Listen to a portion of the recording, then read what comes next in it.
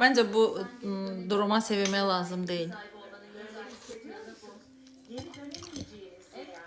Çünkü kosmetik prosedurlar bahadır biraz. Çünkü bir hafta bir hedefe odaklandık. Sonraki hafta ise başka bir hedefe odaklandık. Öyle gitti. Yani pulum olsa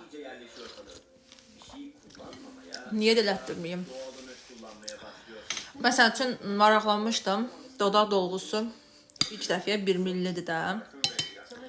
1 millidən artıq vurmurlar. Ayda 7-24 onları kokluyorduk. Çok beğeniyorduk. Sürekli koklamak istiyorduk. Bir battaniye falan alacağımız... O da hardasa 100-150 manat filandır. Artık farkındalığımız arttı. Kendimi tamamen bu davaya adadım artık. İnsanlar aritmik etki fark etmeye başlayınca önemsemeye de başlıyor.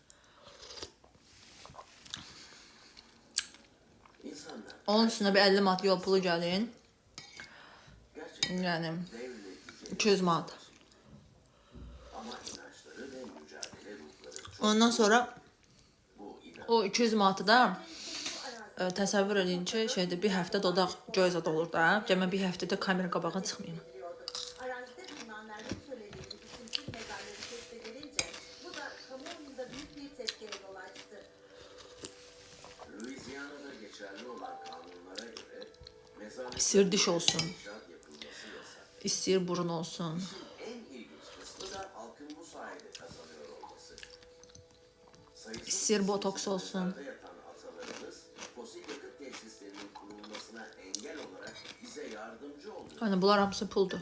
Adeta atalarımız araya girip artık yeter diyormuş gibi. Yoxsa ki, mən belə takılmaq istəyirəm. Mən sadə qızam.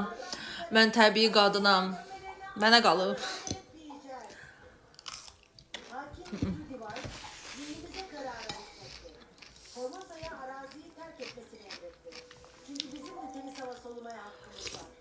Sharon Levy gerçekten de muazzam bir güç. Hafife alınacak biri değil. Reklama falan da elətdirə bilərəm.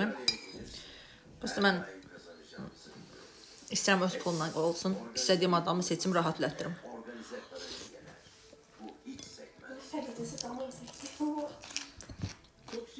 Kamerada ben de düşünüyorum. Xiyar çox qəşəngdir.